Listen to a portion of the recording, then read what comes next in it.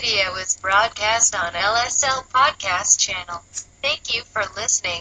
Please subscribe to the channel. Let not your heart be troubled. You are listening to the Sean Hannity Radio Show podcast. All right, so I have insomnia, but I've never slept better. And what's changed? Just a pillow. It's had such a positive impact on my life. And, of course, I'm talking about MyPillow. I fall asleep faster, I stay asleep longer, and now you can, too. Just go to MyPillow.com or call 800-919-6090. Use the promo code Hannity, and Mike Lindell, the inventor of MyPillow, has the special 4-pack. Now, you get 40% off 2 MyPillow Premiums and 2 Go Anywhere pillows. Now, MyPillow is made here in the USA, has a 60-day unconditional money-back guarantee, and a 10-year warranty. Go to MyPillow.com right now or call 800-919-6090, promo code Hannity, to get Mike Lindell's special 4-pack offer. You get 2 MyPillow premium pillows and 2 Go Anywhere pillows for 40% off. And that means once those pillows arrive, you start getting the kind of peaceful and restful and comfortable and deep healing and recuperative sleep that you've been craving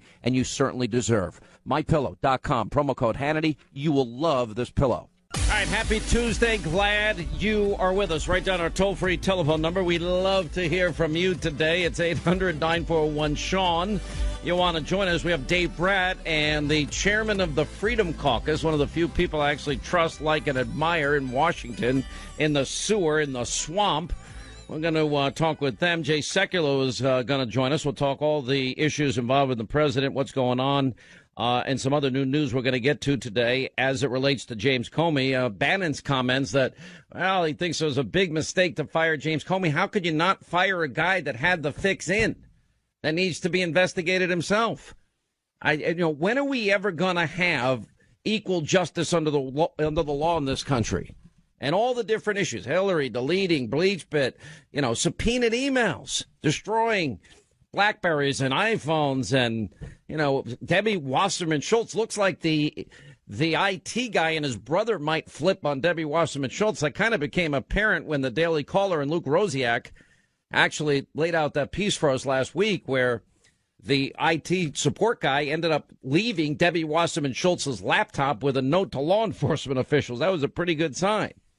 So just as I'm coming on the air here today, I get a note from somebody that says, yeah, there's a conservative at Hillary Clinton's ongoing book event going on right now. I said, all right, here we go. Let's see what questions are asked. This could get interesting.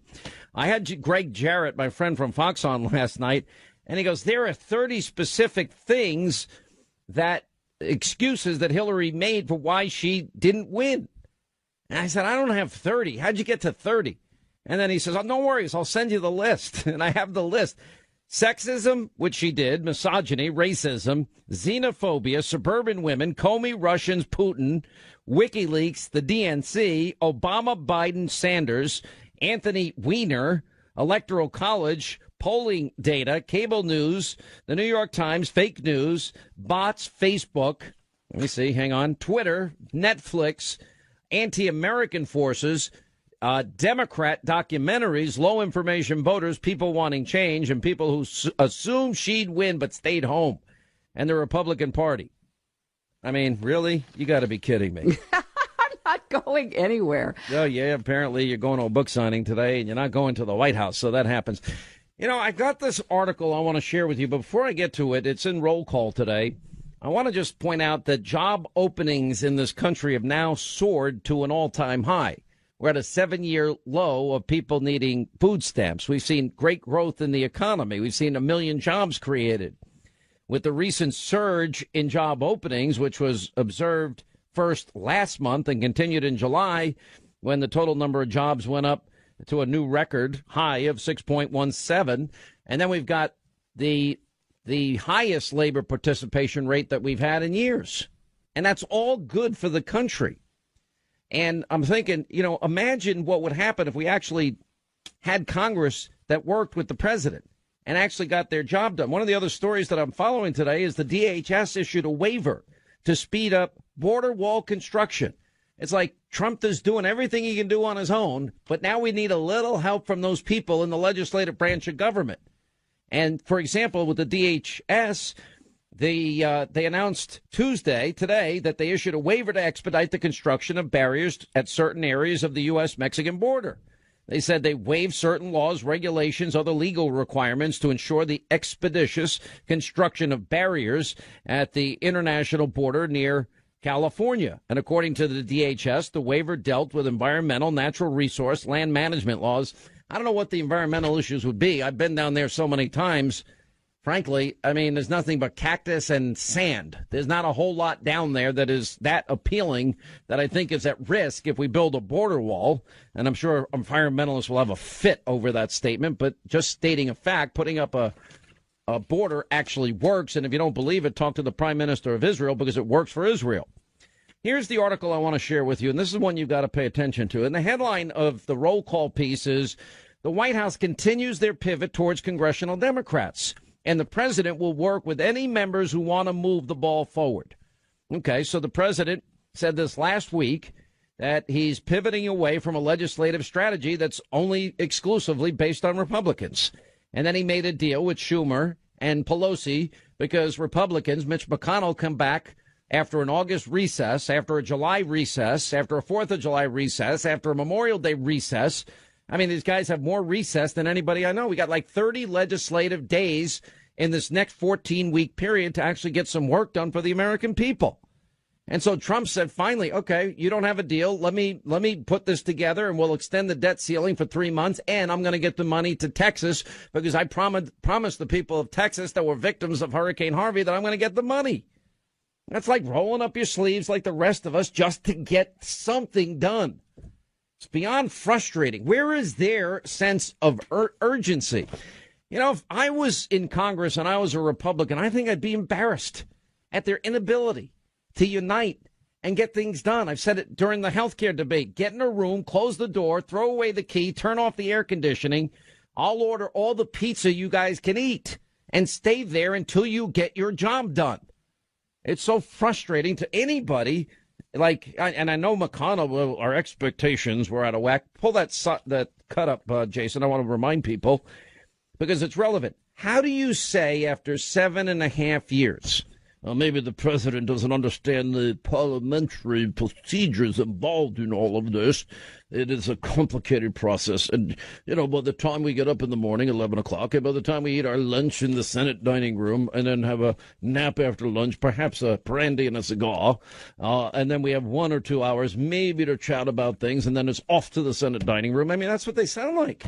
That's even when they're there. They're not even there half the time. And he says everybody's expectations are too high. They're not too high. And whether you hear, after you hear this, what McConnell's now saying about the tax plan. Where do you hear this? Well, listen to this first. I'm going to ask for a show of hands, but I know everybody's saying we've been there, haven't done anything, which I find extremely irritating. And I'm going to tell you why. Congress goes on for 2 years. And part of the reason I think that the storyline is that we haven't done much is because, in part, the president and others have set these early timelines about things need to be done by a certain point.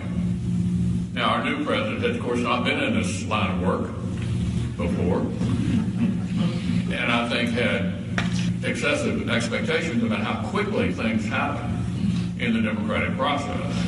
And so part of the reason I think people feel like we're underperforming is because too many kind of artificial deadlines unrelated to the reality of the complexity of legislating may not have been fully understood. And of course, our political adversaries would love to say that anytime. So what I'm asking of you is to judge this Congress when it finishes.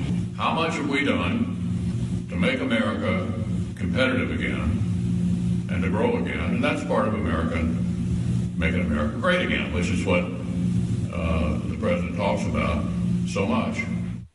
That statement is so out of touch with how everybody else in this country lives their lives that I hear that and it just brings up raw emotion and fury and anger in me about this.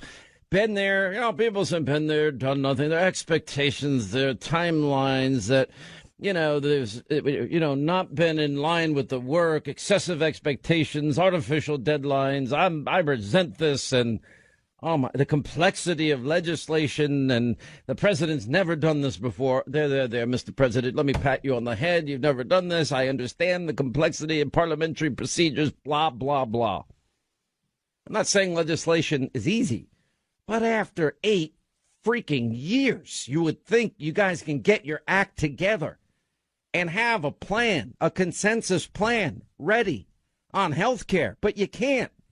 And that's your failure. And then rather than spend the summer learning from your mistakes and preparing to deal with the debt ceiling and preparing to deal with the tax plan, well, here's what we hear from McConnell just recently, or whenever it ended up in roll call today. But I mean, I'm stunned by what I'm actually reading and by what I'm actually hearing here. And again, the headline is the White House continues to pivot towards congressional Democrats, and the president wants to work with anybody that wants to move the ball forward and get something done, accomplish anything at this point. Anyway, the article goes on, and it says, while Senate Republican leader Mitch McConnell has said a tax bill, it might slip into next year. Slip into next year? What are you talking about next year? What have you done all summer except whine and complain that people's expectations are too high? What is so hard? Why is it so hard to do this? How about your vote on changing the tax code from 7 brackets to 3 brackets? Why don't we start there? Why don't you vote on something as simple as giving the middle class, hardworking taxpayers of this country a tax cut?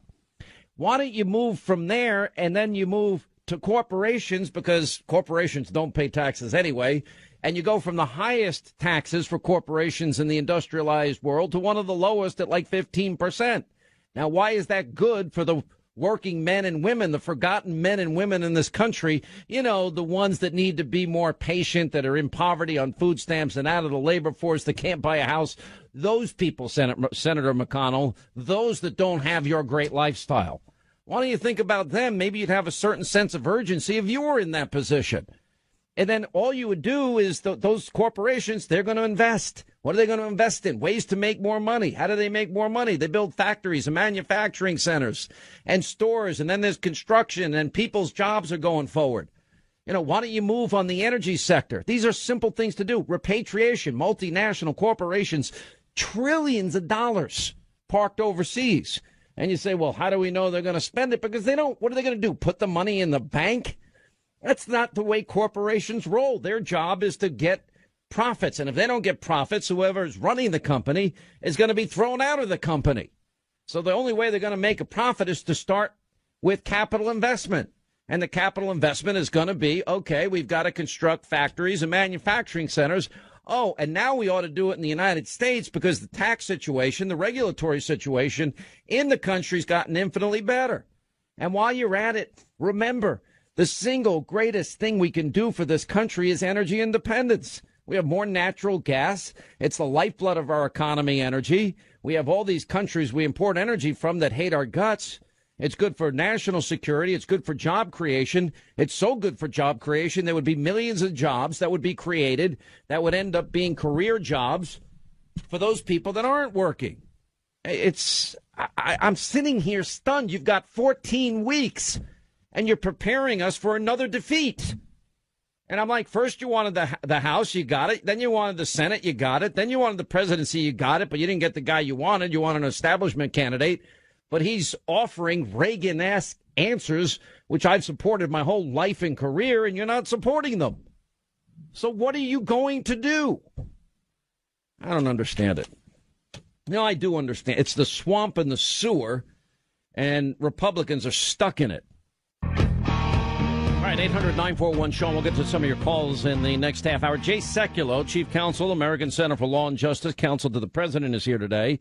We got Dave Brat and the chairman of the Freedom Caucus, Mark Meadows, two of the people that I trust. They're going to join us in the course of the program as well. I mean, it's like the greatest opportunity, and there's no energy, urgency, motivation to just get any of this done. Now, there is one little bit of good news, and I'll ask Dave Brat and Mark Meadows about it later, but I was actually intrigued, and I've discussed it a little bit in the past.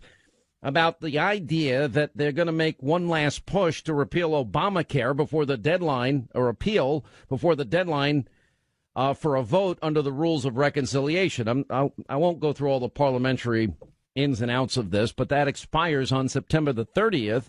And you got Lindsey Graham and Bill Cassidy and Dean Heller of Nevada and Senator Ron Johnson. And I assume if Lindsey Graham will do it, his buddy John McCain would probably jump on board. Now, as a small government conservative that wants, as much as possible, limited government, I think this is overall a pretty good idea. And that is, let the states decide. And, you know, the devil's ultimately going to be in the details of this. But in other words, the states would decide whether they want to stay with Obamacare or not. For example, California can have it. You know, Jerry Brown is announcing today that they're going to be a sanctuary city. Okay, I don't want to live in California. I don't even want to live in New York, for that matter, because of the record, unbelievable, abusively high taxation in this state. And after all, the governor doesn't even want me here because I'm pro-life and I believe in the Second Amendment. Anyway, Governor Brown's negotiating a deal to make California a sanctuary state. Well, New York City, you pay an extra 12.7 in federal income tax, and California 13.5. So anyway, what they're saying here is the bill would provide $1.2 trillion for Obamacare's Medicaid expansion and tax credits to states in an attempt to get the states to develop their own program. I'm saying let New York, California, and all these liberal states, let them come up with their own program. And the problem is going to be in the details of this. The Senate parliamentarian ruled that in order to use the budgetary rule, you know, they ought to just get rid of the supermajority anywhere, make it a simple majority, which, by the way, the Senate has done before. There is plenty of precedence for it, and anyone that tells you otherwise is not telling you the truth. All right, we'll take a quick break. We'll get to some of your calls, and then we have Mark Meadows, Dave Bratt, and Jay Sekulow all coming up.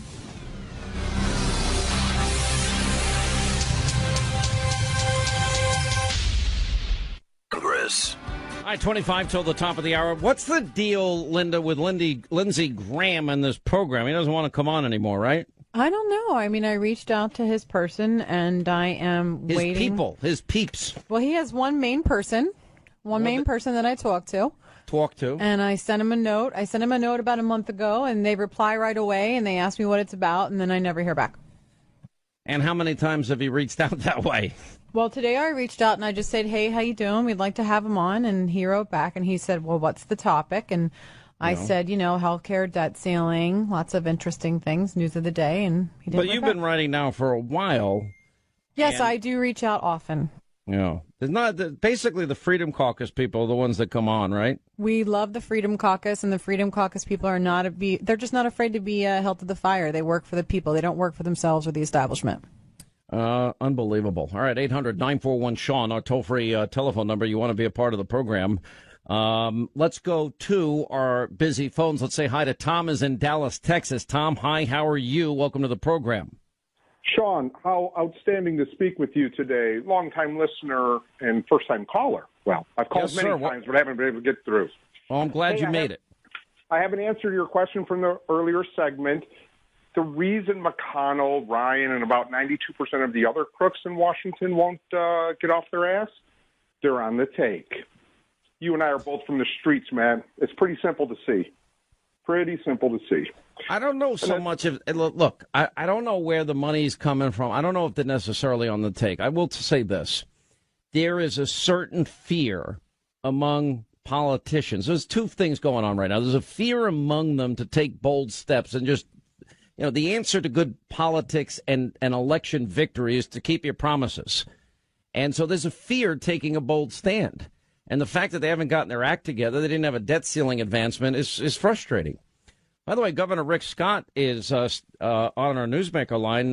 Governor Scott, first I want to give you all the kudos I possibly can. I bet you probably slept like 3 hours in the last 6 days, but you did an amazing job getting the people in the great state of Florida safe.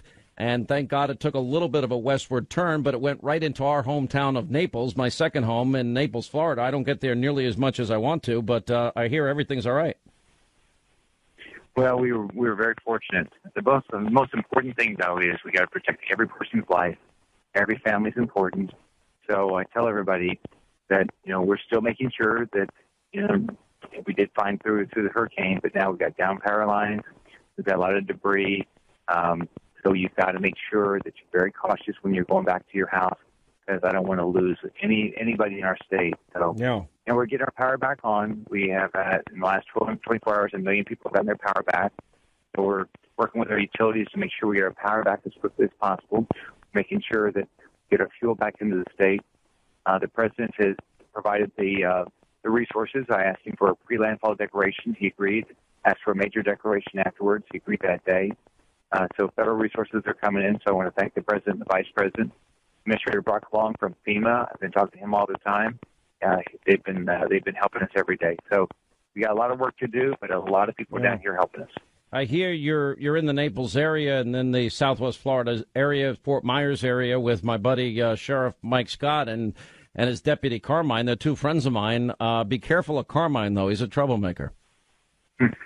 He's a wonderful person, and of course the sheriff's a wonderful person.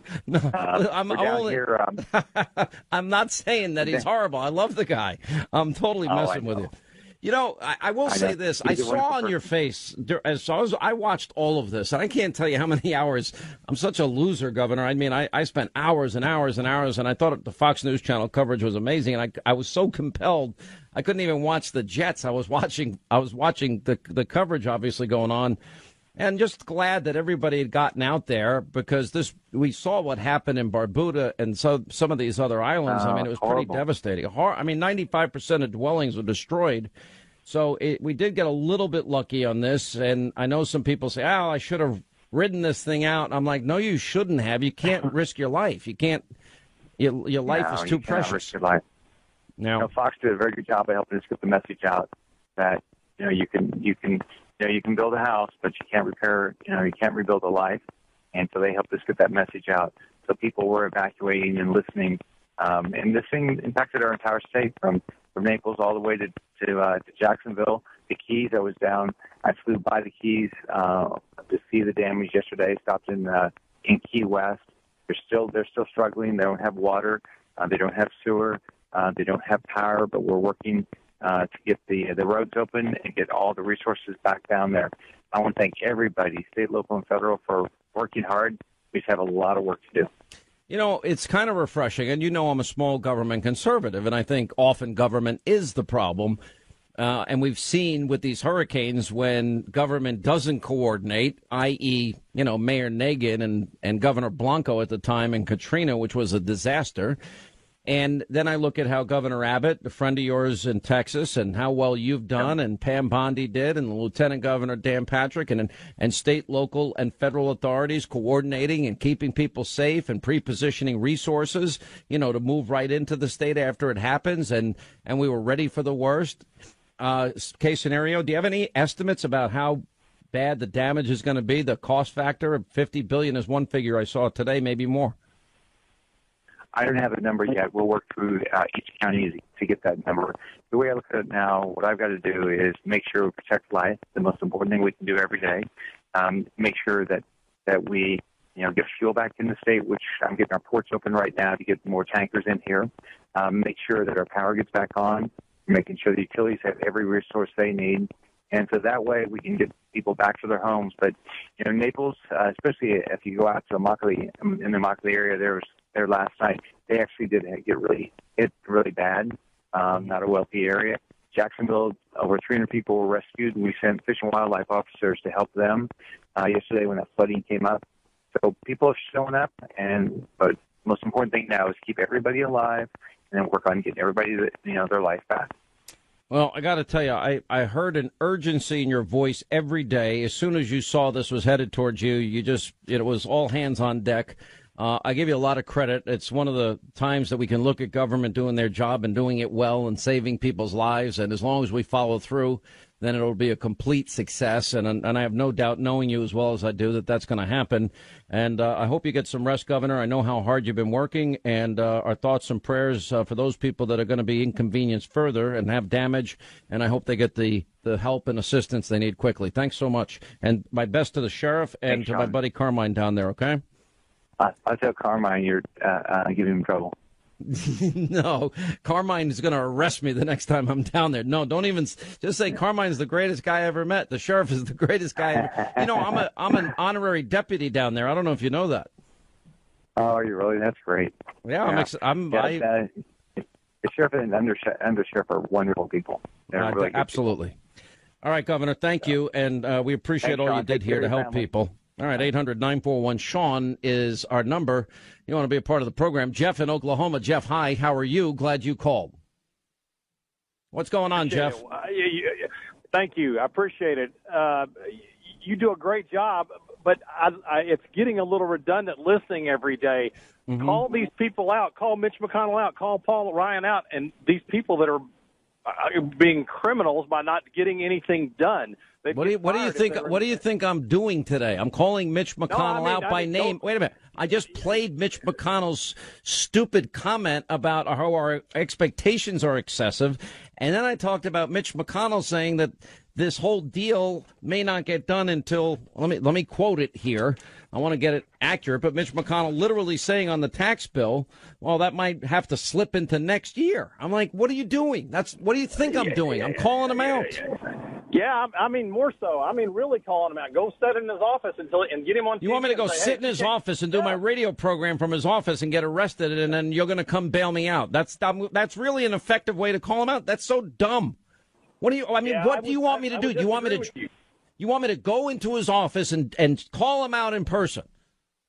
Yeah, heck yeah. Okay. I actually did run into him when the president spoke to the joint session of Congress. I said, Mitch McConnell, Sean Hannity looked at me and his face contorted. I'm not exactly on the fan list of Mitch McConnell. And trust me, if I can't get Lindsey Graham on the program, Mitch McConnell's not coming on this program because I've said he needs to go. Yeah, I agree with you, and I'm all for what you're saying. I just think these people need to be called out, and I don't know. I don't like shaming. Well, I'm trying to create the sense of urgency that is needed to get the job done. And when I read today that he's saying that he might slip the tax bill into next year because of the complexity of writing something that can garner 60 votes, I'm like, I'm ready to jump off a bridge in frustration. So I don't know what part of me calling them out you're not hearing, because I'm calling them out and I keep saying, do your job. And if it's redundant, it's because I'm trying urgently to get them to feel what I feel. I don't go through my life without a sense of urgency. I've had it my entire life. Anyway, thank you. I don't mean to yell at you. You're a good guy. But I mean, I'm trying to urge these guys to understand the moment, the opportunity. It's like it's right there. And the fact, it's so frustrating to me. You know, when I was a dishwasher at 12, there's an urgency. There's the dishes are piling up, and you got to move your ass. You got to move. When you're delivering papers, you got to move. You got to get it done. When you're cooking, and I was you got to move. There's no not moving. You don't keep your job if you don't move. The light goes on in radio, you got to go. There's no, oh, wait a minute. Your expectations of hearing something at 3 or 12:06, depending on what coast you live, is way out of whack. I'm not ready. I'll be back in an hour. I think I should be prepared in an hour. I'm eating lunch now. Just, where's your sense of purpose and urgency? What did you go there for? What was the purpose of going there? Meaning to Washington if you don't want to work hard. All right, Linda's writing me. Well, why don't you... I'll go. I'll sit in his office. Why are you texting me that? Why don't you just... Well, you were on a roll. I didn't want to, break up your flow. What am I doing but calling them out? How do I help if I go get arrested in his office? Well, he's right. We're not doing enough. I mean, why should I'll send you to get arrested. Exactly. Why should we depend on our elected officials? I think I should go and sit there in Lindsey Graham's office and McConnell's office and just sit there and just make some noise. And I assure you, after hearing me say, do it, get it done, they'll get it done. They'll want me to go back to New York. They won't want to keep me there. You know, I've used the example. We've got sweet baby James. He eats lunch at his desk. Where do you eat lunch every day? Is that question for me? The question's for you. I eat lunch in the studio. Okay, and Lauren, where do you eat lunch every day? Where do you eat? Usually like right in front of you at like 4 o'clock. Exactly. Ethan, where do you eat your lunch? Studio. Oh, and hello, you got to put your mic on and talk. This is in the studio. Show. And Jason, where do you eat? I mean, I don't eat anything major until I get home. I'm eating pretzels right now. Yeah, Pretzels. exactly. And so one of the things we do as a show, we keep the studio stocked with junk food, and people order And coffee. And coffee and talk, and nobody leaves, nobody moves. Julie is in Fort Myers, Florida, listening to Fox News Radio 92.5. What's going on, Julie? How are you? Glad you called. Hi, Sean. How are you? You're a bright spot in our day. Oh, thank you. We're sitting in a gas line waiting for gas for a generator. Is the line that long? How long is it? It's not too bad. This station that we regularly go to had gas in the ground, and earlier this morning they couldn't get their valves working, so we came out again. But some of the gas lines are 3 hours long, and then you don't have any guarantee you're going to get gas when you get there. Well, you know the state, Governor Scott's office created this app, right, to let you know where the gas go, I think is what it's called, or somebody created it. No, we've been using Gas Buddy, and we've been doing that. Yeah, Gas Buddy. Stuff. Yeah, and we've been doing those things, and don't we have such a wonderful governor? He's been doing such a great job. I actually felt sorry for him. I mean, I just think he really didn't want one. I was watching him. And he had such urgency. Please listen. Please. We can replace your property. We can't replace you. We can't. And I mean, he cares about the people of his state. I loved it. I loved his passion. And, we're the idiots that did stay because, the first thing they tell you is listen to your local authorities.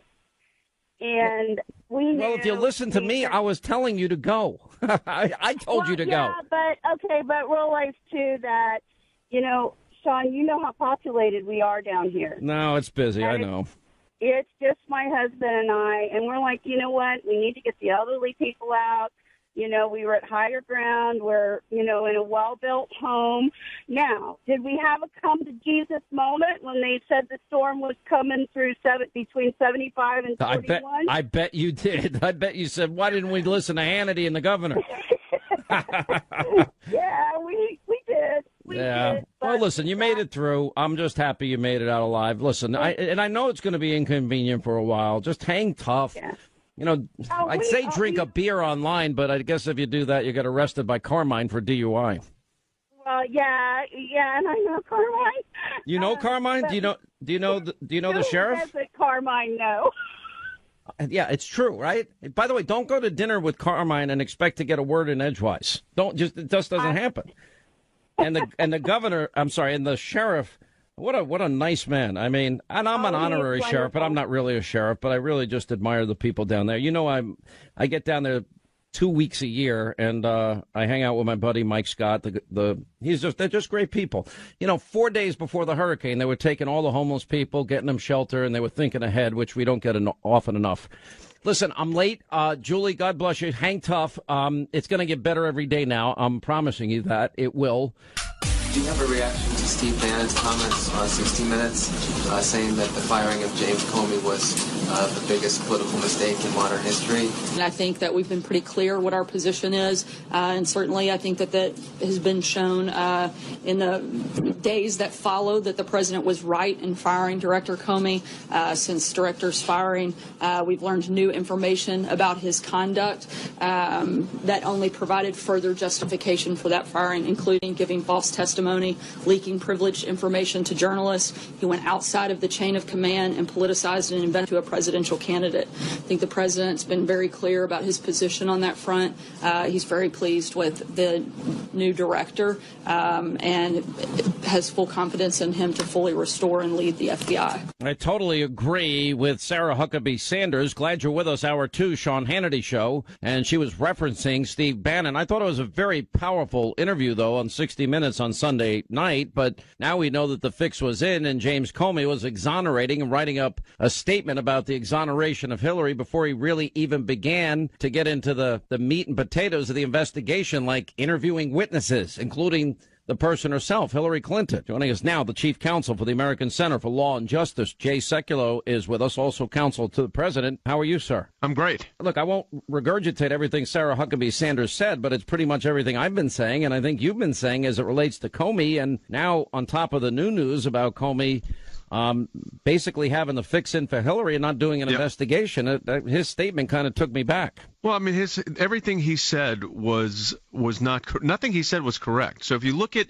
his whole buildup to the July statement about Hillary Clinton and then his subsequent testimony on Capitol Hill where he said he was just outraged and he felt compelled to have to give his statements that he made because of the meeting between Loretta Lynch and Bill Clinton and what it brought to the Department of Justice. When I've got in our Freedom of Information Act litigation against the Justice Department, we had a mandatory production from the court that included with it FBI emails, which they denied exist, of course, but the Department of Justice showed them that the information about that event on the tarmac was sent to his chief of staff within hours of it becoming known by the media.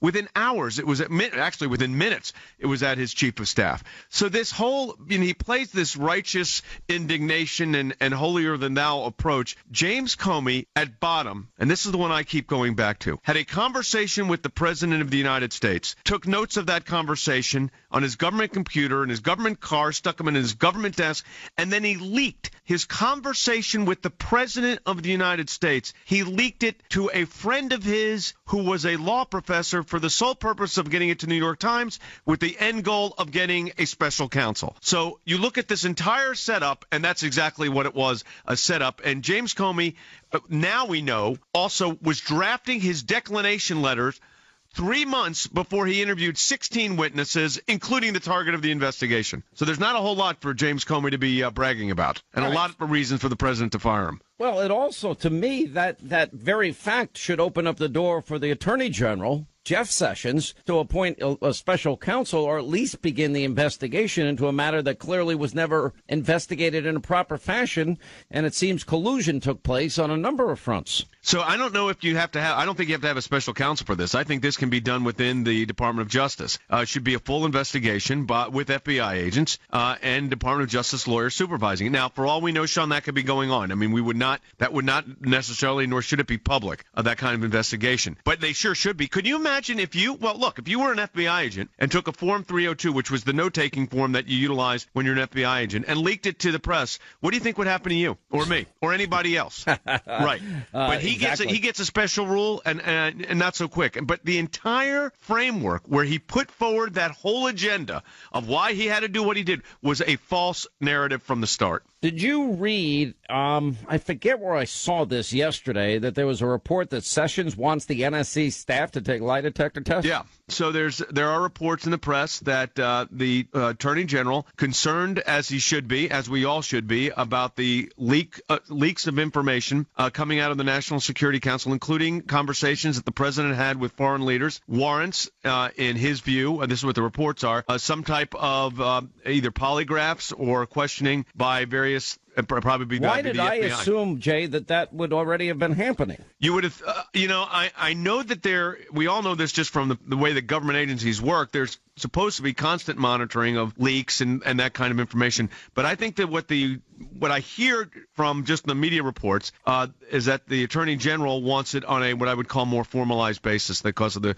continued concern on this. All right, so you've been a lawyer for however many years. Almost Chief 40. How many? Almost 40.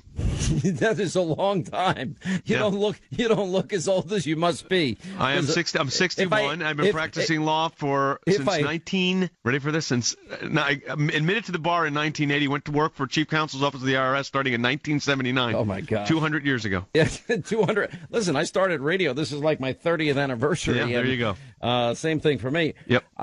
In all your years, you obviously have come across lie detector tests. Do you believe them? I've never been one that has had a whole lot of. I agree with the court's rule that polygraphs are generally not admissible because you can game a polygraph. I mean, there are people that become experts at this, but experts at gaming a polygraph. Yeah, but there's a reason that they're utilized, and that is if you know that potential is out there, it should stop the leaking. My view is the best polygraph, so to speak, would be a couple of prosecutions for these people that are leaking. You do that, and I think the leaking stops. But I'm not going to question what the Attorney General's suggesting here because none of us know exactly the nature and scope of what they're actually dealing with regard to these leaks. Well, we do know this, that we've had a leak a day, and I can't remember in my lifetime a sitting president having to deal with verbatim conversations that he's had with prime ministers and others. I was going to say the scope and nature of these leaks are unprecedented. I mean, you're talking about conversations with government officials, heads of government, heads of state, and that information's leaked. There's no excuse for that. What should happen is a prosecution, and should happen immediately, and should be investigated immediately. I think what's getting sent out, it sounds like, is that the Attorney General is taking this very seriously. I think they've got,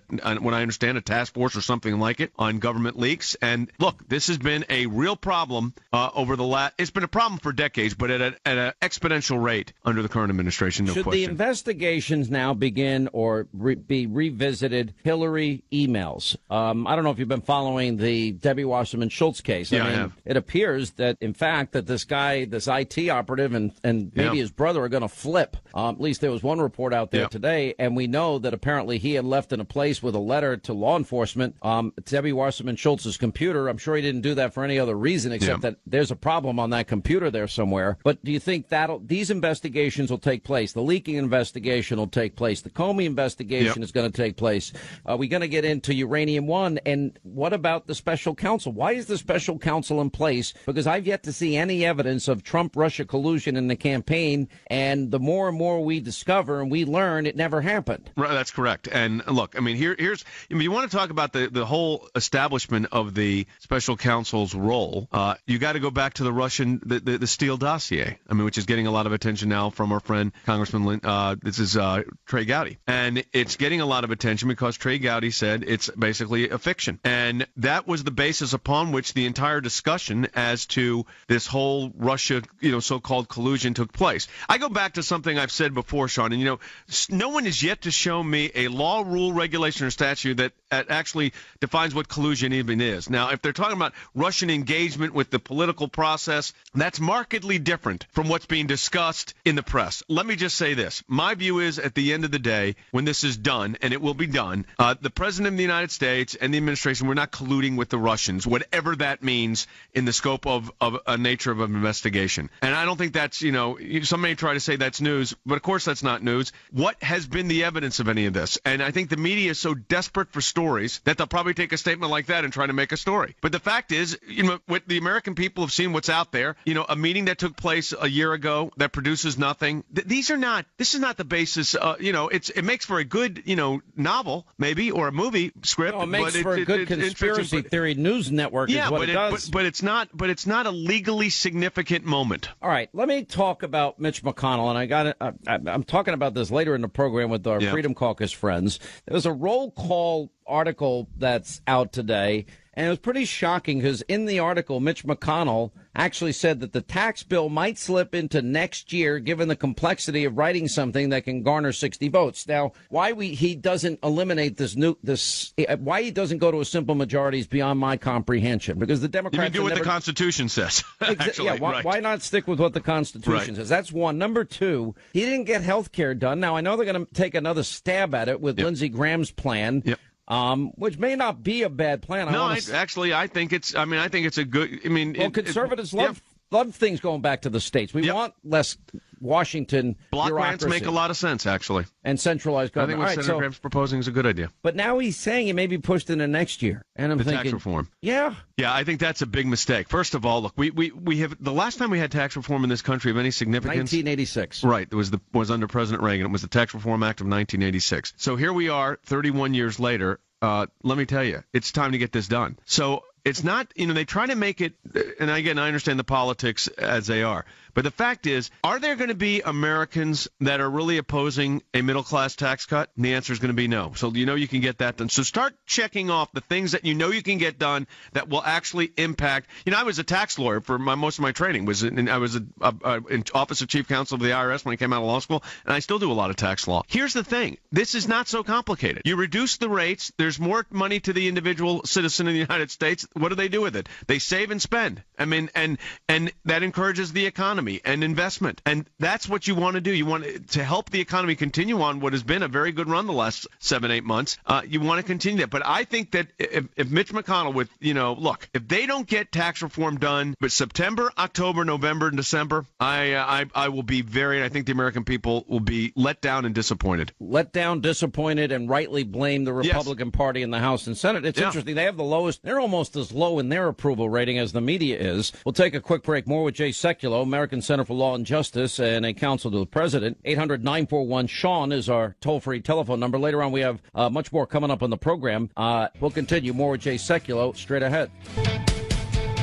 All right, as we continue, Jay Sekulow is with us, Chief Counsel, American Center for Law and Justice, and counsel to the president. So where are we? There were reports yesterday that all these people are being called in that work with the president in Robert Mueller's investigation. Now, correct me if I'm wrong. I thought the investigation was supposed to be about collusion between Russia and the Trump campaign, and as it relates to the DNC and the emails and the leak on the eve of the convention of the Democratic Party. Wasn't that what it was supposed to be about? Yeah, the mandate is actually quite specific in that regard. I mean, it does at its core supposed to focus on purported collusion between the Russian government and the Trump campaign. But let me say this, Sean, that the fact that there's the interviews that are being discussed in the media, and I'm not going to get into particulars of who is or who isn't, but I'm just not going to go there. But let me just say that's none of this is, as a lawyer that is one of the lawyers that represents the president. These are not surprising to us. This is these are normal kind of things. But I'm not confirming who's being or who's not being,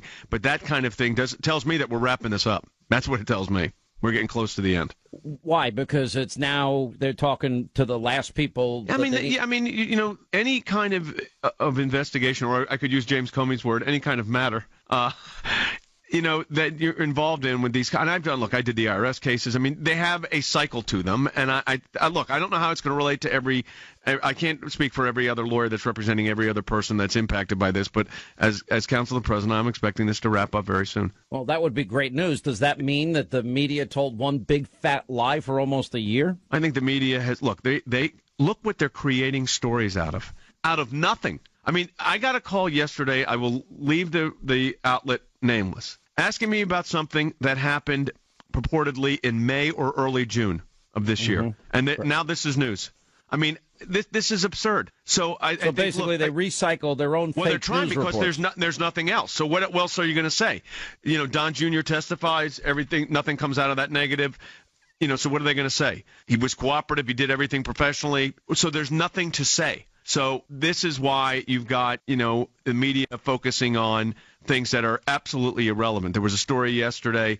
I mean, there's been a whole series of them. You've seen them. There's been story after story that are recycled from 3 months ago. I mean, look, I'm looking at 3 months from now. They're looking at 3 months ago. Does that tell you one thing right there? That's kind of where it is. Well, I think what's happened is this whole Russia conspiracy theory has become an industry for these networks and for the Washington Post and the New York Times. Well, they're trying to create an industry, but I think the American people don't find it so interesting. I mean, they're in the country. You know what the country wants to know? Healthcare reform. So now everybody's looking at Lindsey Graham's plan, which I think actually works. I like the idea of a block grant going back to the states. They're looking at tax reform. That's what the American people are thinking about. They want relief for the hurricane, those that suffered in the hurricane. That's what the American people want. They want the president focused on the problems with North Korea, which are serious and sobering and something that could be very, very damaging not only to the region but to world stability. That's what the American people are focusing on. You know what they're not focusing on? Russia. As a story about the election. I mean, they're not. And the media wants to make a field day out of last nothing and turn it. Go ahead. Julian Assange says he has evidence. Yeah. Is that something that the country needs to listen to? Robert Mueller needs to listen to? Well, look, I mean, anybody that has evidence that's relevant to an inquiry should be looked at. Now, Julian Assange, raises a particular. Well, he would know. He's the guy that had it, right? Well, I mean, look, if he wanted to give evidence to the, it doesn't have to be Robert Mueller, to the FBI or Department of Justice, he should hand it over. I'm not going to get into what he should or should not do. I'm not representing him. Let me be really clear there. All right, Jay Sekulow, American Center for Law and Justice. We'll see you on Hannity tonight, 10 Eastern. All right, sir, thank you. All right, we'll take a quick break. We'll come back, and we'll get to your calls. When we come back, we'll also be checking in with Dave Bratt and Mark Meadows of the Freedom Caucus. Can we get the agenda done in 14 weeks? I'm not eternally optimistic here. 25 till the top of the hour. Toll-free telephone numbers 800-941-SEAN. You want to be a part of the program. We got our Freedom Caucus members, Dave Bratt and Mark Meadows, coming up at the top of the hour. By the way, there's now, I feel bad for the people in Florida. All those people that left, you all did the right thing, and now you're stuck in traffic trying to get home. And some of you saying, thanks, Hannity. Thanks for telling us it was coming. It wasn't as big as you said. Great. All right, for all of you saying that, I'm just glad you're alive. I love you anyway, and hang in there. There's still flood warnings all across Florida. It's still in effect. Jacksonville, I think, got the worst of it. And I just saw some lines from earlier today. I mean, look, it's just put your patient hat on. Listen to the program. Put a smile on your face. You know, learn a little bit about your country. We'll have some fun, and we'll make the drive go by faster, all right? Just 3 hours is all we ask a day. It's not a lot among friends, right, Linda? I don't think that's a lot. Not at all. I think it should be longer. Oh, your mother wrote me yesterday. What'd she write me? She wrote me something yesterday. It wasn't bad. That you're her new adopted child? Yeah. I'm sure that's coming any second now. Well, I'm definitely in. If, I don't, my mother died. Oh, yeah, you're the golden one, for sure. For sure. But, Sure. Because why? Can we tell the story yet? I'm dying to tell. Of the day you were born? No, not the day I was born.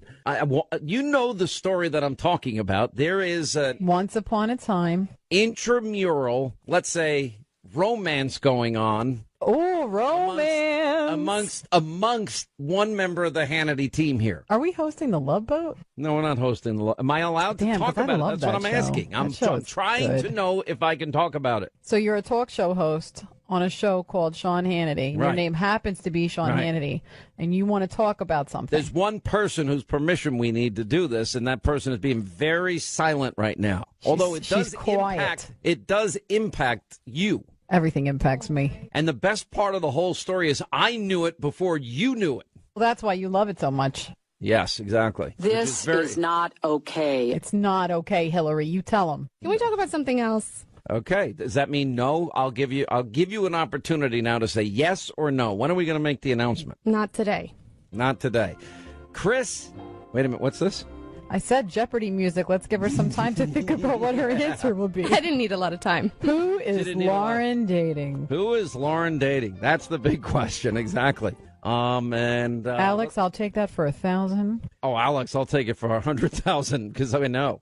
I do love Alex. Chris in West Virginia. What's going on, Chris? Glad you called. Hey, Sean, it's an honor to talk to you. How you doing, old bud? I'm good, sir. How are you? What's happening in West Virginia? Oh, not too much. I just wanted to give you a call. By the way, is Joe Manchin ever going to step up and support the president? My God, I hope so. Well, I tell you what, somebody needs to do it. At first, I thought some of the Republicans were going to, and now it just seems like everybody's throwing roadblock after roadblock. It's so irritating. I don't even have cable anymore, Sean. I literally shut off my cable. No. You can't not have cable. That doesn't help me out. That doesn't help the country out, but you're not watching cable. Well, I listen to you guys. No, we appreciate it. I'm going to get truth. But aren't there days I tell you what's coming up on Hannity at 10 and you say, oh, I want to watch that? I tell you what, not only do I save myself some stress, but it also helps me pay the rent, not having cable. You know, tell you the truth. Listen, I get it. It's all these things are expensive. Everything you have. I actually have Dish TV, and I like it, but I'm just addicted to it. I like Netflix too. That's a lot of fun, and I like to watch the documentaries and some of the series. Anyway, what else is on your mind today? What's going on? I got pages of stuff I'd love to spend hours with you talking about over a steak and a beer. But the most recent thing that's really getting to me is Trump, he ups the debt ceiling, and he's helping Texas, and he's doing everything he can. And I saw the meeting with him and Nancy, and I believe it was Chuck. And the two Democrats are sitting there with this crap-eating grin on their face, and it just seems like, oh, well, we finally got something that we want. Yay, woo-hoo. And then everybody else starts bashing him for all this other stuff.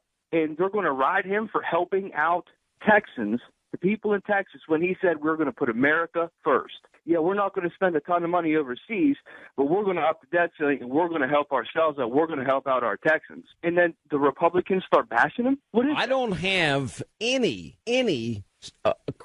I don't have any conflict at all with what he did on the debt ceiling to get money to Texas sooner. I do have a problem here. I have a problem with the Republican Party. They were on vacation most of the summer. They don't have many days on the calendar in terms of working for you, the American people. And they came back knowing that they had to deal with the debt ceiling as the first course of business. This is after they failed to do health care, and they had no plan. So the president just said, okay, let's do it this way. And I don't blame the president because he wanted to get the money in the pockets of the people in Texas, and he'll do the same thing for the people in Florida.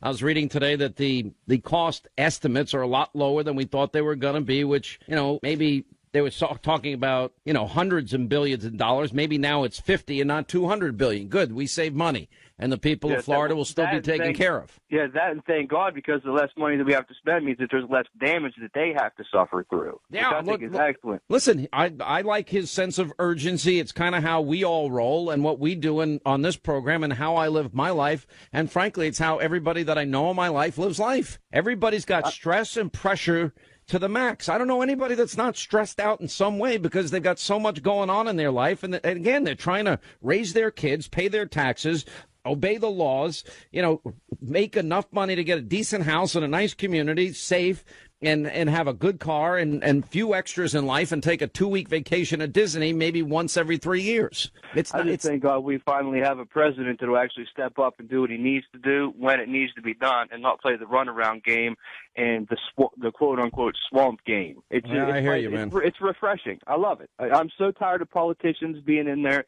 Before Trump got elected, I had to deal with Clinton and then, George, and then along came Obama. I used to make $98,000 a year in the coal mine. Here comes Obama, rips everything out from underneath my feet. I go from $98,000 a year to $10 an hour, 30 hours a week as a single dad. So now coal mining jobs are coming back. You going to go back in the mines? I would love to, but being a single dad, I don't have anyone to watch my son because in the coal mines, you have to work a rotating shift. 1 week you work midnights, 1 week you work afternoons, the next week you work day shift. I don't have anybody to watch. Listen, but if you're making $100,000 versus $10 an hour, you probably can get some nice teenage kid to watch your kids, no? I don't trust any teenage kid to watch. All right, you can find a nice old lady in the community that has raised her kids and would love to raise yours or help you raise yours. I could search it out. It just makes me nervous. Hey, listen, you're just like me. You sound like me because I don't trust anybody. All right, there's got to be a good. Go find a nice old woman in church that would love to help you. That's the person I would find. And give her, pay her $10 an hour and go do, this way you're going to be saving money. You're going to have a little bit nicer house, a nicer truck, and you'll be able to have a better life. Look, dads are supposed to work. That's the bottom line. I'm assuming you're divorced, right? Or something, or you're separated? Yeah, we're separated. She took off. Okay. So, you gotta raise money. You gotta put food on the table. You gotta have a nice roof over your head. You gotta get clothes, and the kids are going to want nice sneakers, and it all costs money. Yeah, I know. And I'm hoping, he said, supposedly we're supposed to have some factories opening up back around this way. So I'm hoping, we get one or two close to my town and my county. I can get in one of them. You can't live on $10 an hour and raise two kids, my friend. You got to listen, I don't like coal mining jobs. First of all, I couldn't do it because I couldn't be underground at that level without a maximum freak out factor. Okay. So I admire people that can be in those closed quarters and be in the dark that long. It's such a hard job. And then I know safety considerations are much better than they used to be, but it's still a threat to your safety. Find something that you love and are passionate about and find ways to make money. That's my advice for you. But if you can get back in the coal mines and you're making $100,000 a year and that's going to put food on your table and a better roof over your head, you can get some nice person you'll find to take care of the kids. I promise you. Okay? I got to roll. AJ, Houston, Texas. What's going on? Big time, AJ. How'd you survive Hurricane Harvey, my friend? We haven't heard from you. I told my staff to call you. Big time, Sean Hannity. How you doing? We back in the pack, baby. Houston will survive. We did good. You did all right? Helping people, and hey, we dried up, and everybody, the roads back opening up, and everything. Hey, now it's the fix up, and everybody's just helping. Hey, I'm gonna be like, let's start with you. How did your house fare? Oh, I did great. The good Lord blessed me. I was out the day after helping people. I went to Osteen Church and gave out gave them dog cages, and then went to help one of the guys pull the trucks out of the water. It was a mess, but we got through it big time, Sean. Thanks for everybody's help for the great state of Texas. We appreciate everybody that came down here and showed, hey, I'm going to do like my girl Linda. First of all, Houston showed the way America should be. Listen, there's no doubt about it. Houston led the way. Listen, neighbor helping neighbor. So you went the next day, your house was fine, you weren't flooded out, and then you go to your church and you went out and started helping a bunch of other people. That's awesome. I went to Osteen Church and gave some stuff to them, and it was flood. And you know the area where they was on him, and that area where he at, nobody couldn't get around, Sean. Everything was flooded out. But it kind of goes down pretty fast in that area where he's at, not too far from the office. And we was able to get around because we was out and about the day after, me and my boss. And we went down, man, and everybody, man, you ought to see the line of people coming to bringing stuff at the church. It was amazing. Oh, man, the boats came out. You seen boats everywhere. People from all sorts of color, creed, what racism?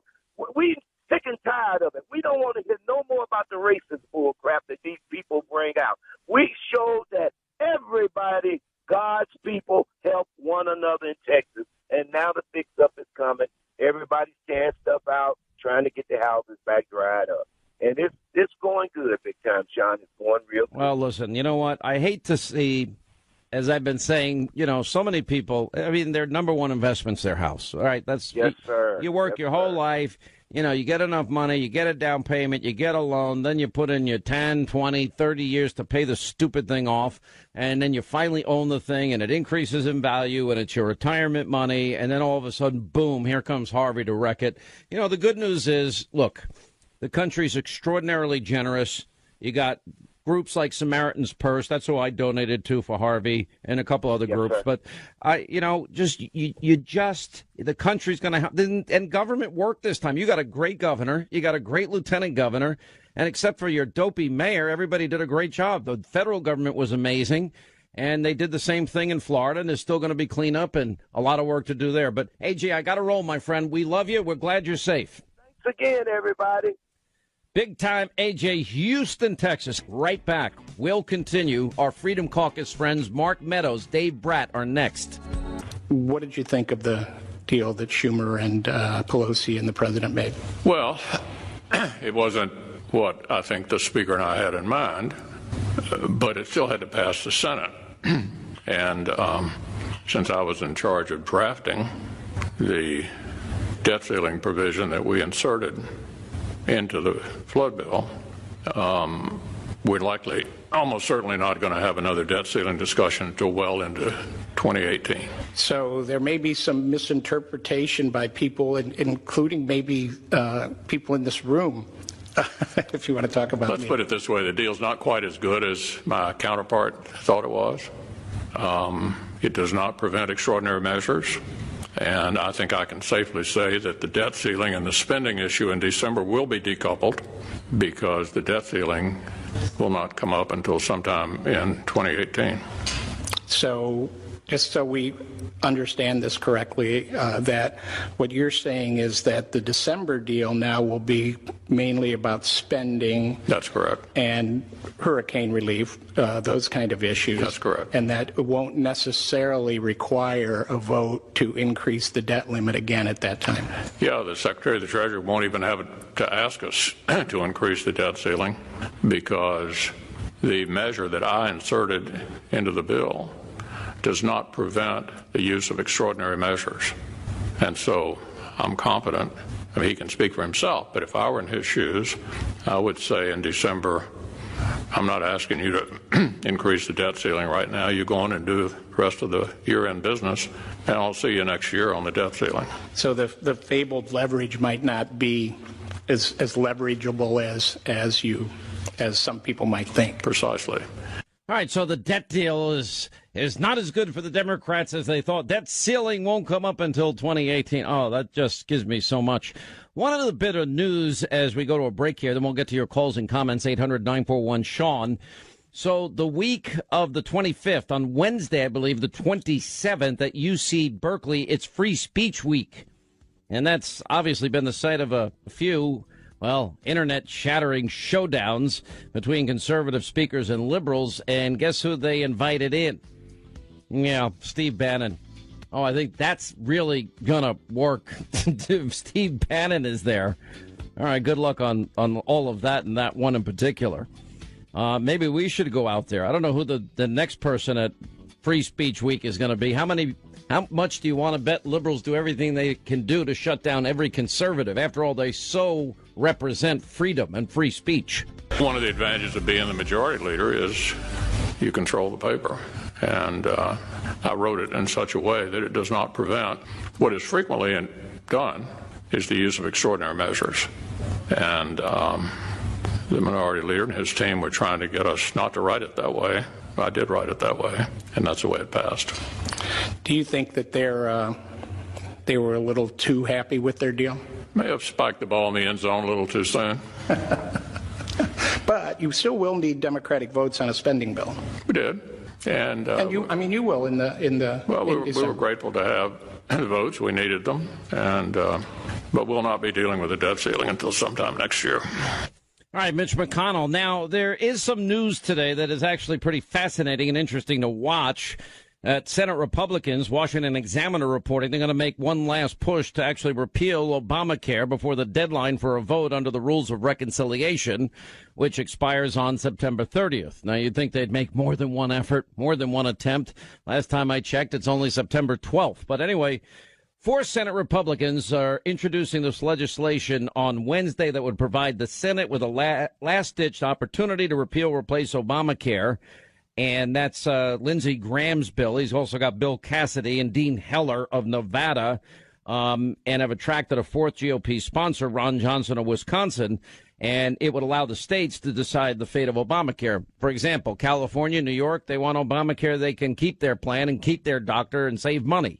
The rest of us would rather have free market competition, health savings accounts, and cooperatives. But anyway, the bill would provide $1.2 trillion for Obamacare's Medicaid expansion and tax credits to the states. Now, on the surface, as a conservative, I like anything taken out of Washington and sent back to the states. But the devil is always in the details. Here to help sort it out for us, our good friends of the program, frankly, the only people I trust in Washington right now are the Freedom Caucus members, Dave Brat of Virginia, and the chairman of the caucus, Mark Meadows in North Carolina. You know, we've got 14 working weeks left in the legislative session. Let's start with this last-ditch effort to repeal Obamacare. Mark Meadows, is this something that would fly in the House? Well, I think it would, Sean, and thank you for always being a voice for your listeners and those who understand that we've got to change the way that Washington, D.C. does business. I can tell you I've had probably a dozen phone calls or more in discussions with Senator Graham and Senator Santorum on this idea that will get introduced here in just a couple of days. We've got a very short window. As I understand it, they're really looking at trying to push this forward on the 22nd of September, where they could have a vote-a-rama and hopefully pass this out of the Senate. But if it makes it past the Senate, based on what I understand, and I've only seen parts of the legislative text, it's certainly something. Oh, slow down. Therein lies the problem. They've only shown you parts. It's the parts they're holding back that trouble me. Well, it could be, and you and I both know because we talked on a regular basis during the first health care debate. And I can remember a few midnight 1 a.m. conversations that people would love to have been a fly on the wall hearing two people I know debate passionately, and who the audience was. You're exactly right, my friend. But I can tell you that I'm optimistic that if we can get this across with 51 votes in the Senate, that guys like Dave Brat and myself will be able to support it here in the House.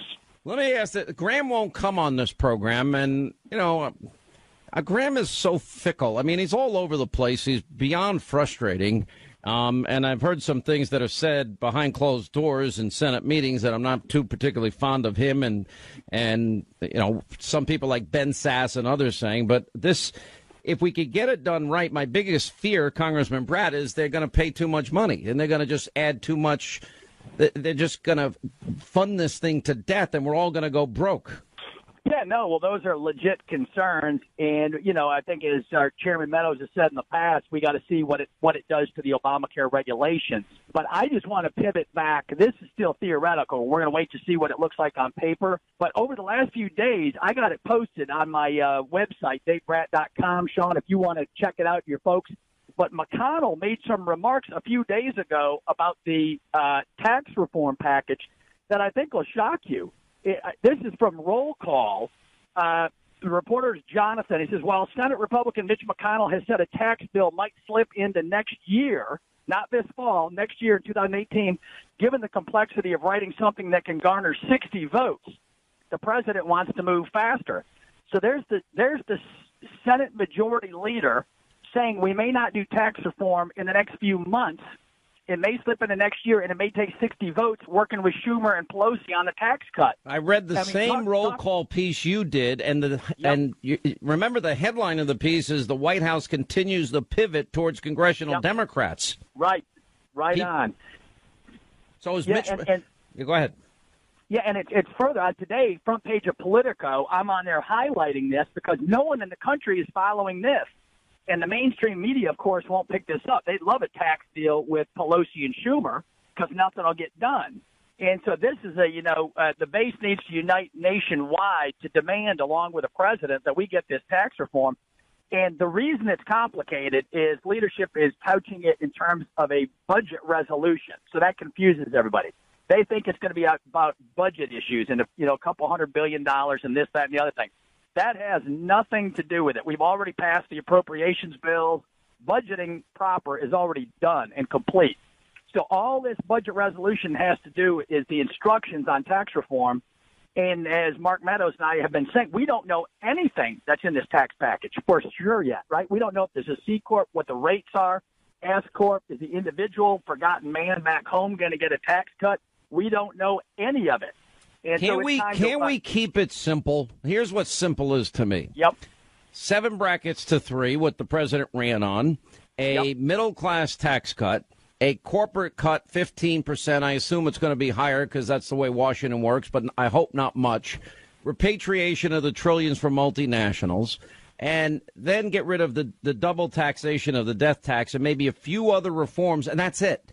How about we do that and energy independence, that we have a goal this country will be energy independent in 4 years, so we really dig deep and create millions of high-paying career jobs for Americans. Why don't we just do that? Well, that's too simple, Sean, to do. I mean, the truth is we should be doing that, but the special interests that are here in Washington, D.C. always have their idea that they want to make sure that they support, and so that's what you're seeing is a whole lot of a lack of specifics and a whole lot of special interest trying to make sure that forgotten man and woman that Dave Bratt was talking about remain forgotten, and we're not going to allow that to happen. You're not going to allow it to happen. But getting back to health care on a little bit, I want to just say this: is if we give up on health care with only one try, where we missed it by one vote in the Senate, shame on us. We all need to go home. And we've got to get this done. It was part of the promise that the president made to the people on November 8th and before. And I'm kudos to those who are at least willing to try in the Senate. And I'm optimistic that we will at least have a vote. I'll put Lindsey Graham on the program, but you're going to have to broker some kind of peace with this guy because he won't come near us. Well, I'll do that. I'll reach out to Senator. I'll do that, Sean. Listen, you said something. Well, that's just too simple. What is so? Why does it have to be so complicated? Listen, these are the things. There's a painting, The Forgotten Man, that a buddy of mine out in Salt Lake City is a great painter. His name's John McNaughton. I actually bought the painting, and because that's what this election was about, and I was inspired by it because it has all our former presidents. I'll explain it to you. I'll send you a copy later. But all these things, if we have corporations with lower taxes, we have multinationals repatriated, we have middle class cuts, we get energy costs down and create jobs, and we're not dependent on foreign entities for the lifeblood of our economy. This isn't complicated. Keep it simple, stupid. Why can't we keep it simple, stupid, Washington? Well, I think it, on the Obamacare repeal, look up repeal in the dictionary, and it means repeal. So they're simple, and we didn't get anywhere near it. And so the swamp is still in full control, and we're going to have to contend with that. And so that's why Paul Ryan, I think, wants to get this tax package through. He's had a passion for that for 20 years. But Mitch McConnell, I don't think he may not have the 51 votes to get it with Republican votes. And if that's the case, I wish he would at least be honest and say, look, I'm the leader. I can't get 51 votes. That's why we're going to have to pivot to Democrats, because my 51 guys don't have a backbone. And right. so your plan is perfect. We want it simple, but it's a matter of we don't have to have the tax code overhaul complete. Let's get the tax cuts in, so that means job creation will happen faster. And you know what McConnell's then saying is he may not have accomplished a damn thing in a year. Yep. All right, stay right there. This is why I only trust Freedom Caucus members right now. I really have no faith in anybody else in Washington fighting to keep their promises. And so many Republicans, as we learned during the health care issue, had no intention of repealing and replacing, and they just lied to us again and again. So holding their feet to the fire and holding them accountable is now our job. All right, as we continue with the chairman of the Freedom Caucus, Mark Meadows, and also Dave Bratt, another Freedom Caucus member, and we've got about 14 weeks to accomplish a lot. One of the things I haven't figured out, if the Senate doesn't get health care done, if they don't fund the wall, which I don't know if there's any desire or passion on their side to actually do that either, and if they don't get done the tax plan, and McConnell's going to try and push that off into next year, do they not realize the anger and frustration of conservatives and the people that voted to put them in power? And in a year, they ought to be accumulating extra House and Senate seats. They're probably going to lose them. Well, Sean, no, they don't realize it, and perhaps that is the tragedy in all of this. I mean, here we are talking about these things that you and I both know, your listeners know, that we have to deliver on, and yet we're sitting there, facing the reality of nothing getting done. And I can tell you, the people that I serve and have the privilege of serving, they're tired of it. They are tired of the talk and no action. And at this point, if we do not deliver on tax reform and health care repeal and replace, I can tell you there's going to be not only real consequences in a few months, but there's going to be lasting consequences. They believe that we have abandoned this president's agenda and that we're not supporting a duly elected president. And so it's time that we get on board and accomplish something. What do you, Congressman Bratt, could it be done in that period of time? What is the likelihood? Because I actually asked Newt Gingrich, and he said 50-50. 50-50 doesn't give me a whole lot of confidence. Yeah, I used to be 90. I'm there, and I'm going to be even more cynical than my leader, Mark Meadows. I don't think it's that they don't know what they're doing. I think the Senate fully well understands what they're doing, especially the leadership. They're protecting the swamp, and you can see it. It's doling out $4 trillion, right? If you're in the majority party, you get to dole out more than half. If you're in the minority party, the deal is you get to dole out a little less than half. And then they switch seats depending on who wins the election. The clearest place you can see that is in the budget in the Christmas time disaster every year. Now we're coming up to Christmas again. We're going to have a fiscal cliff, some of that drama going on again. And so you see it in the budget battle, the debt ceiling increase. What did we just do? Did the swamp pay a nickel in future fiscal responsibility? No. We just jacked up the debt ceiling with no thought of the future. And now finally you're seeing the real evidence come in. It's always been clear on the budget. But when it comes to taxes, they won't upset the apple cart with the cronies and the lawyers and the special interests and whatever. And so they know who they're serving. They're serving the guys who write the huge checks, and they're not serving the forgotten man. And that's why you're a hero, Sean, because you represent the forgotten man every day on your show, and you got passion. You can tell you get upset about the whole thing. And I think our president gets upset, too, that the forgotten man is not getting their due, and so we applaud you. By the way, I was going to go out to North Carolina to hang out with Congressman Mark Meadows, Congressman Bratt, but then he rescinded the invitation. And word got back to me that he didn't want to be seen with me like everybody else in Washington. Not true. You have a standing invitation 365 days a standing invitation is not an invitation. Say, all right, Hannity, come with me, and we're going to do this that day, right, and I'm there. Come with me. We'll do it. We'll set it up right away. But listen, it's better than 50-50, Sean. And let me tell you the reason why I would disagree with the Speaker, Newt Gingrich, only on this issue. Do not underestimate this president. he will outwork Congress. If it's left up to Congress, it's less than 50-50. But do not underestimate this president. He will be on the phone, as you know, at midnight or at 1 o'clock in the morning getting this done. He is myopically focused on getting tax reform done. You know, and we say 14 weeks. Actually, what we've got is about 38 legislative days left to get it done, and that is not a lot. Well, that's of time, because you guys take off all the time. I mean, I know you guys wanted to stay and work in August. You guys need all right. The other people need less work there, but I got to roll. All right, Congressman Dave Brat and the chairman of the Freedom Caucus, Mark Meadows, two of the people I really appreciate and admire that are actually trying and fighting hard to keep their promises. Thank you both for being with us. And if you could work out a peace accord with me and Lindsey Graham, I'll listen to his idea on health care if it's going to be better for the American people. We'll take a quick break. We'll come back. When we come back, wide open telephones. Hannity tonight, 10 Eastern, on the Fox News Channel. Straight ahead.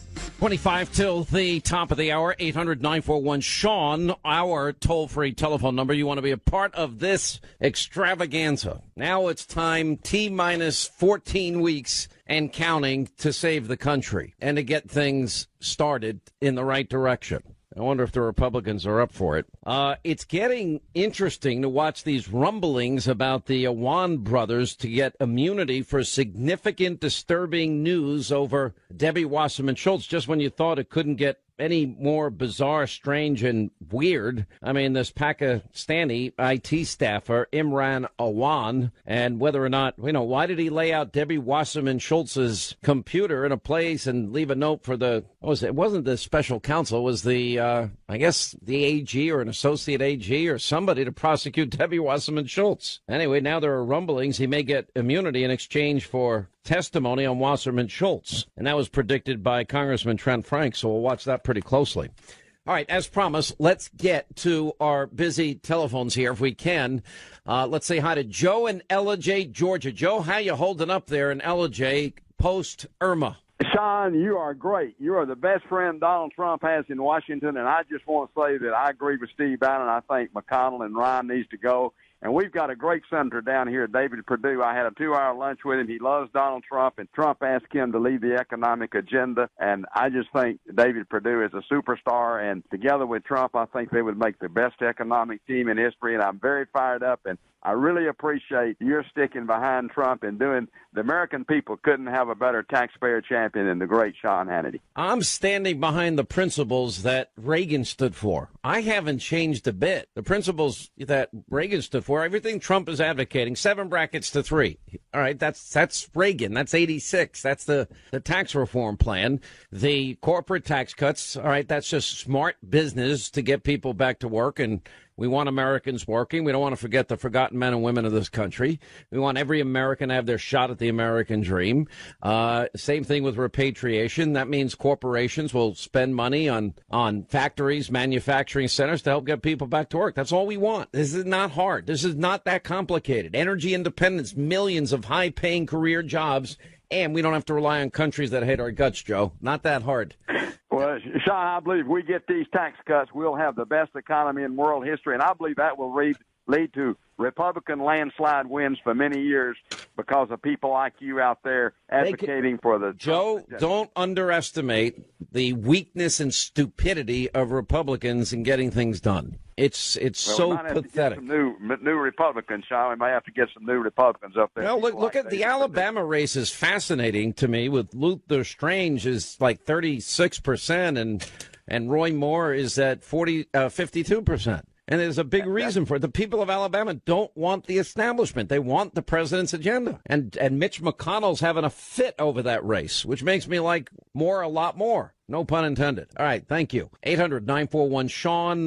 Let's say hi. Oh, Lourdes is in Miami. We asked her to call back, and she was that was really nice of you. All of a sudden, the hurricane's headed right to your house. And then it shifts directions and heads right to my little condo. And I'm like, all right, I'd rather take the hit than you. I feel better it hit me than you.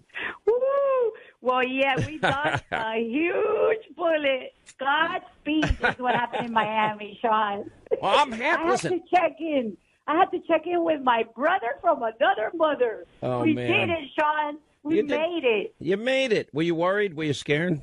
This time I really was, because when they compared Irma to Andrew, that's when I said, oh, my God, that's horrible, because it was double the size. So I actually did get scared this time, you know? Listen, but heck, you know what? Jesus was on the wheel, baby. We missed it. Maybe cue Carrie Underwood, Jesus, take the wheel. Look, the bottom line is this, and I said this before it came, you don't want to risk your life. Now, did you stay or did you get out? No, we stayed. We stayed because I had a. So basically, my advice is meaningless to you. It doesn't matter that I'm telling you to get the hell out of the way. No, it touched my heart so that I even called you to report that your sister is alive. Oh God! All right, Lourdes, we love you. God bless you. Glad you're okay. All right, let's go to Al is in New Jersey. We're watching the Menendez trial up there. It does not look good for him. Democrats are actually sounding like they're convinced there's going to be a guilty verdict in that case. Then they're saying, wow, if he's guilty between now and January, we could just wait till Chris Christie gets out of the way, then he won't be able to make the appointment. And if a Democrat wins in the election, that means the Democrat will get to make the appointment. Well, it's only September. I usually hope that the wheels of justice, turn a little more quickly with Menendez. He has been flying under the radar for too long, as corrupt as they come, and the people he hangs out with just stinks. It's the same thing with Debbie Wasserman Schultz. The lady doth protest too much, methinks, and she seems to be protecting the bad guys. I don't understand it. She's crazy. I live in Nassau County, highest tax county in the country, and I don't know if these people are going to end up being found guilty. There's more Republicans that have been indicted in and around where I live, and it's all the same crap. It's all the same, what are they going to get for themselves? And it's all kickbacks, and it's all bribery charges, and I'm like, guys, what are you doing? What are you thinking? Right. If they would just work so hard doing their jobs or doing a job, they'd be wildly successful. Instead, they belly up to these corrupt people who promise them everything, and it's like Lucy and Charlie Brown. They pull the football out from under them, and they keep doing the same thing over and over.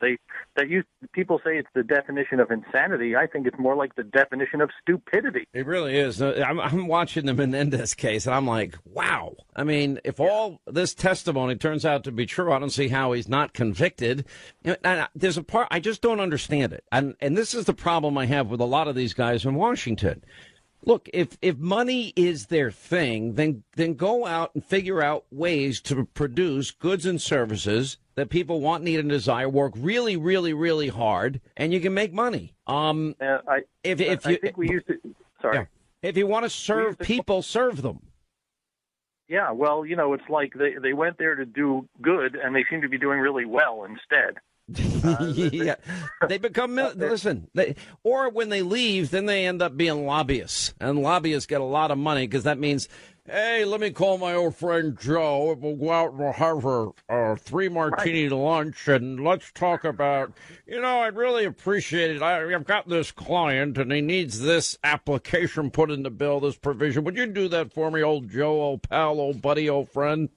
Yeah, and they really think they're their friends instead of using them for their access. And no, they're not using them for that. Then in that case, they're using them for a big fat steak dinner and expensive wine, and there's other ways to achieve those things. I actually think that what they want the most is to be called congressman. Yes, congressman. Yes, when Jesus came, if you read the Bible, what did he love the most? The average person. It's such a great applicable story to modern day. And, he's a carpenter and he was a builder, and as his father was. And the people he had contempt for were the people that, snubbed their nose at everybody else and had their beautiful garbs. And in their hearts, he knew that they were hypocrites. And the people that I think are the greatest people in this country today are not politicians by any stretch. I think the greatest people are these people, the people all across this country that get up every day and they slog through difficult schedules and they put on their work boots or they put on their suit and tie, whatever it is, it doesn't matter. And they go out and they take care of their kids. They feed them. They get them off to school, 12, 14, 16 hours. They come home, they cook dinner, and they get their kids to bed. They try and help them with a little homework. And it's a grind, and they're trying to get a decent house and a nice neighborhood and a good car and some of the extras in life, and government screws them every way but sideways. Those are the people that built this country.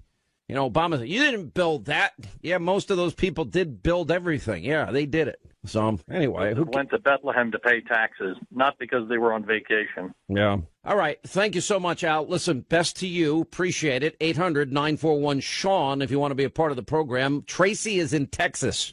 Tracy, a liberal. What's up, Tracy, the liberal in Texas? You're in the wrong state. What's happening? Why you got to try to denigrate who I am? But anyway, I'm gonna insult some of your people. Hold on, let's move to the business because I'm gonna tell you something. Yeah. Trump, and no, I'm very serious. Tracy, sounds like you got a chip on your shoulder. Why are you so angry at me? I'm just messing with you.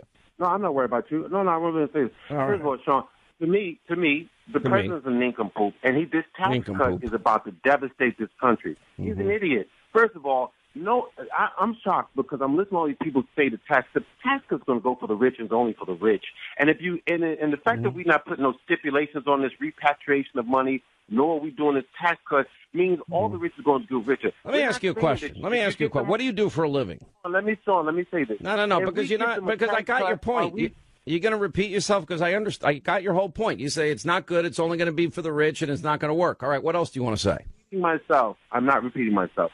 Are we going to put a stipulation, say, if you repatriate, you got to start schools, vocational school? Are we going to say you got to hire a certain amount of Americans? Are we going to say if you repatriate, you got to show us actively that you're going to put this money? But no. If we're going to do a tax cut, are we going to say you can't outsource no more? Are we going to say you can't hire illegals? Sean, all we doing is giving free money with no. Okay. So if nothing changes, I got your whole point. Let me ask you a question. What do you do for a living? What I do for a living? Yeah. I'm a software developer, and right now I'm a driver. I don't want to go specific into what I do, so I don't want to. Okay, you're going to keep it super. All right, so you're a developer. All right. Okay. Did you ever get a job in your life from a poor person? Yeah, I've made some jobs myself. I used to be a digital network All right, come on. No, I'm asking, did any poor person ever hire you? Did a poor person ever hire you? Sean. No, because here's the problem. Number one, you're not explaining accurately what the Trump tax plan is. You're not explaining historically how tax cuts. Kennedy did it and Reagan did it. Reagan dropped the top marginal rates, for the wealthy and for corporations, 70 to 28% in the course of his presidency. Revenues to the government doubled, and he created 20 million new jobs in the course of 8 years. That, to me, is helping those people that I talk about all the time, the people in poverty on food stamps and out of the labor force. That's who I want to help. Those are the Americans that need government working for them. Now, one of the ways we're going to stimulate the economy is, middle class is always screwed and squeezed. Okay, they get a tax cut. You go from 7 brackets to 3. Then you have corporations get one of the lowest tax cuts in the industrialized world from one of the highest. What you're not understanding is corporations don't pay taxes. They pass the cost on to consumers. And their job is to make a profit, and they're not going to take taxes and absorb the taxation on their bottom line. It's not going to happen. It never has, never will. As far as repatriation, you're making an assumption that's false, that they're going to bring the money into the country at a low rate and they're going to park it and they're going to put it in a bank account. That's not how investors work. That's not how these multinational corporations work. They're going to take the money in at a good rate. They want to invest in America, but they can't bring the money in or else they're going to lose 40% of it. But if they lose 10 or 7%, well, that's trillions of dollars. Number one, it's a huge increase in revenues to the government. And then secondly, they're going to start looking to build factories, corporations, manufacturing centers and businesses here in America. And that's going to put the people in poverty on food stamps out of the labor force that can't buy a house in a better position than they've ever been. So you can sit there, you can denigrate, you can complain, but you're not understanding any history of tax cuts. When Kennedy did it, it ended up in an economic boom. Same thing with Reagan. This plan, if you couple in a commitment to energy independence, I'm telling you there are millions and millions of high-paying career lifetime jobs available for Americans with natural gas and oil, and America weaning itself off of any imported energy, the lifeblood of our economy. So that's what I want to do. You know, it's not for me. It's not for, I have no idea, haven't looked, don't really care, to be honest, how it impacts me. It's not about me, but it's about our country, and this country is supposed to be the country where Americans can dream and their dreams can come true. And you can dream big, and they're going to be bigger dreams, and you're going to have bigger success, and you can climb the ladder to success.